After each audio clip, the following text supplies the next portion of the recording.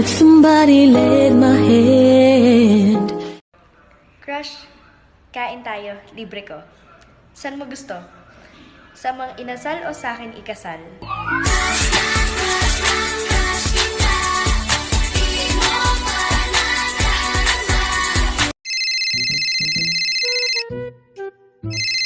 Hoy, classmate, napatawag ka.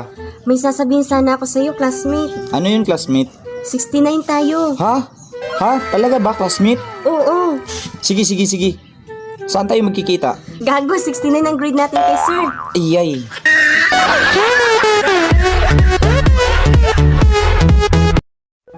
Gusto kong panindigan ang salitang mahal kita.